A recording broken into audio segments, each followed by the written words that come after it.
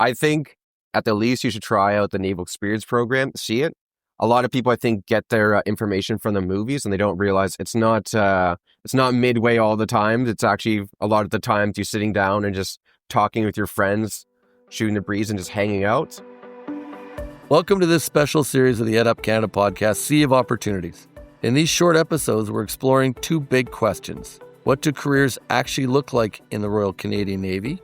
And how has the Navy set up these men and women who serve our nation for success after leaving their career in the Navy? And to get these answers, we're joined by the crew members of the HMCS St. John's Halifax, who are going to talk about their own experiences and their own careers. And we're also going to talk to the men and women who serve these boats on shore to ensure they have all the support they need as they travel the world. It's like being on the ship while you're in your home. So without further delay, we bring you this special episode of the EdUp Canada Podcast, Sea of Opportunities. Welcome to the Sea of Opportunities podcast. I'm Michael Sangster, your host, and I am joined today by Lieutenant Eric Mazur, who is stationed on the HMCS St. John's and is about 3 days out of port on his way to Europe, Mediterranean, I believe, to serve our nation. And we're trying to do a podcast with a bunch of different officers on board and enlisted people on board the ship as they head off to serve. And we want to talk about careers in the Navy, life in the Navy as opportunities for people. That's why we've named this podcast the Sea of Opportunities. Eric's our first guest as we talk about his life and why the Navy and what it's meant to him. So Eric, do you want to give us a little bit about your own background? I know you mentioned to me earlier, you've got a life of military, family of life, right? So I'm from a military background. I was born in Halifax, Nova Scotia, and I lived a lot of my time in Victoria, BC, which I consider my hometown. So I have a bit of experience on both coasts.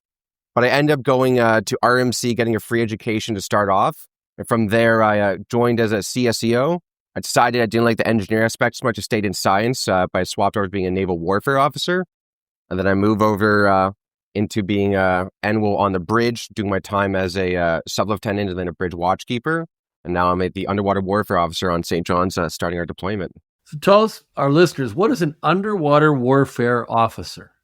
The underwater warfare officer is the person in charge of the underwater warfare section. So basically, we're in charge of the anti-submarine warfare. That would be how to protect our ship from potential submarines, how we would actually hunt a submarine, and then looking at all of the equipment. So we work in tandem with the CSE techs known as the Sonar techs, making sure that our sonar, our KTAS, which is a critical angle towed array system, it's like this huge hydrophone that we can use to try and listen to very quiet submarines.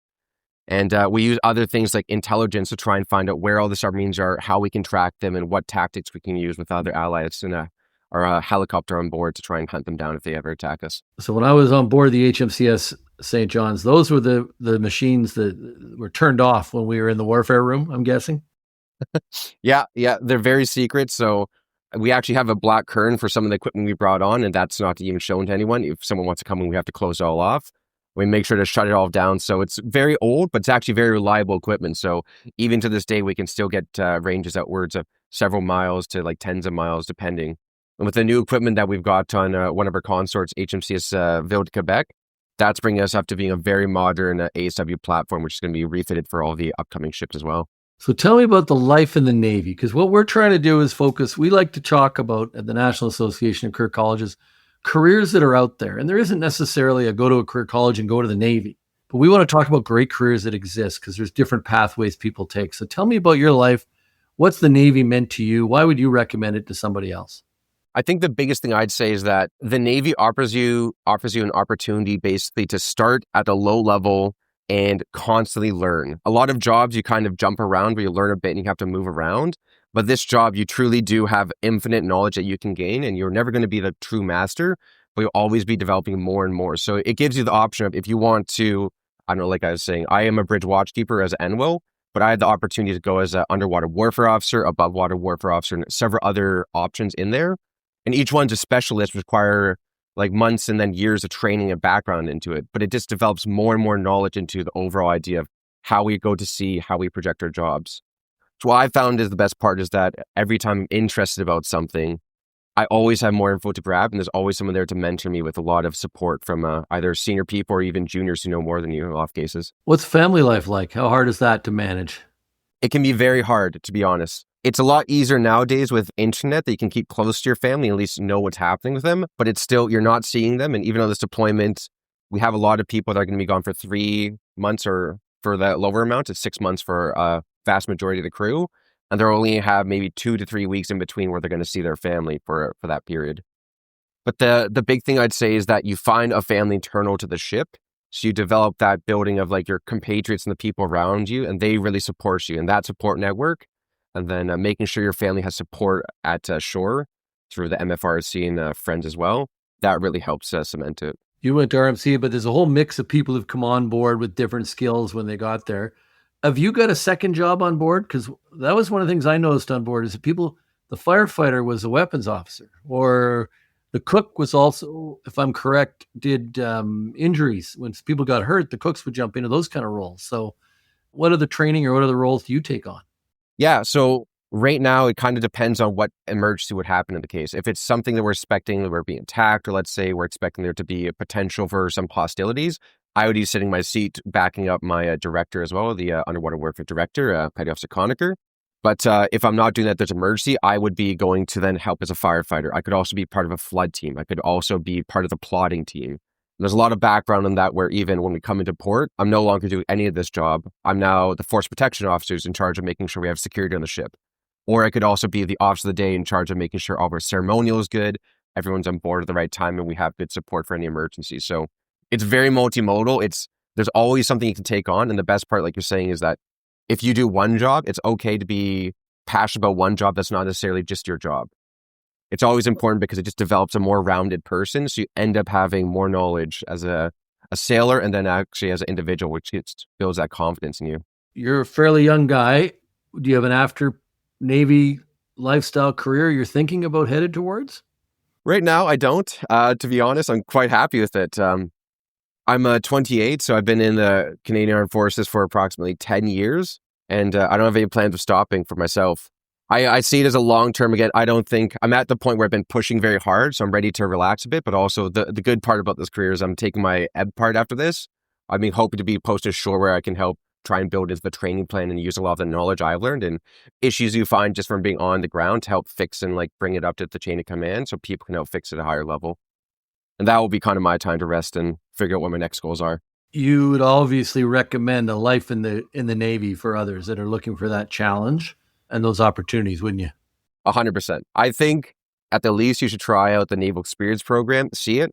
A lot of people, I think, get their information from the movies and they don't realize it's not midway all the time. It's actually a lot of the times you sitting down and just talking with your friends, shooting the breeze and just hanging out. So it becomes a very relaxed environment overall. It becomes very tough, just the endurance aspect of being gone for a frequent amount and sailing.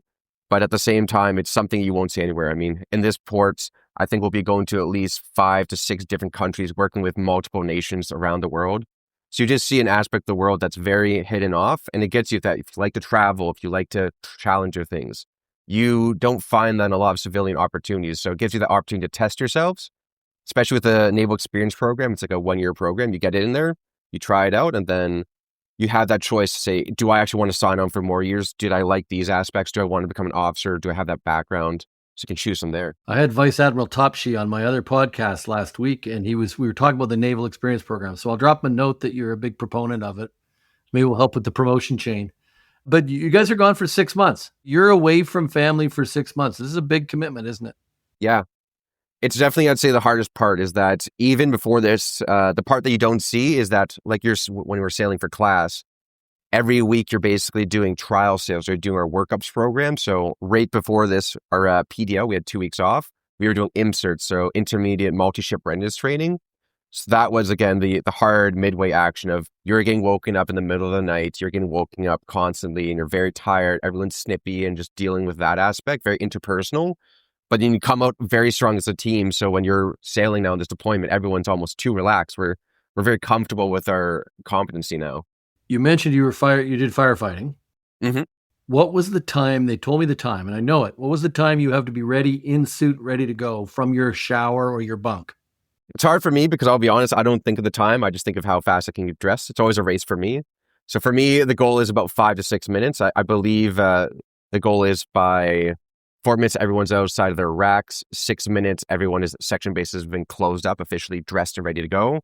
And then by that time, we're looking to close down the ship for action stations. The fire station's not around the corner either. You may run to the other end of the ship. You may go down 2 levels. Yeah. It's pretty intense. Yeah, like right where we are right now, we're 1,300 miles from, nautical miles, so about 2,600 kilometers from Canada, from Halifax, and another 2,600 from eastern or western coast of Europe in Lisbon there. So we're kind of in the middle. The closest spot for us would be about 200 miles to the Azores. So yeah, when you think about needing an emergency for something, it's not in a matter of like hours or minutes. It's a matter of hours or even sometimes days. You're halfway between North America and Europe, and we're having a podcast with 2 of us looking at each other in the eye, only doing audio, but looking each other in the eye, talking about the Navy. So anything else that you might want to say before we sign off, or even a little message for family back home? You're still in like week 1 being away. You're still enjoying being away, right? I am. Yeah.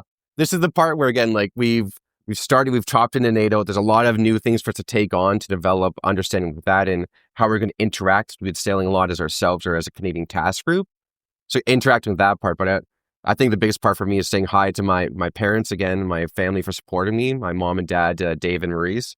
Hi to my friend Rocky, and congratulations for his newly born baby and for helping put a positive aspect for the Navy out online. I think that's a great job he is doing, and congratulations for his promotion to Naval Cadet and going to RMC soon. That's fantastic. So on behalf of, I'm going to say, I can't speak on behalf of Canadians, but I'm going to say on behalf of Canadians, thank you for your service. Thank you for sharing a little bit about your own journey today.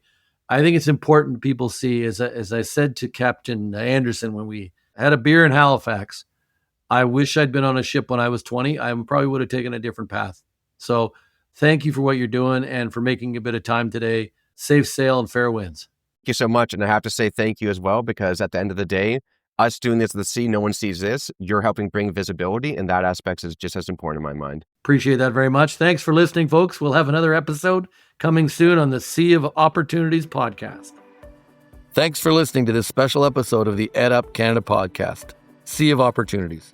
If you like this episode, I hope you leave a review for us, as it helps more people to discover the show. If you're interested in a career in the Navy, you can click on the link in the show notes to learn all about the Naval Experience Program. Thanks for learning with us.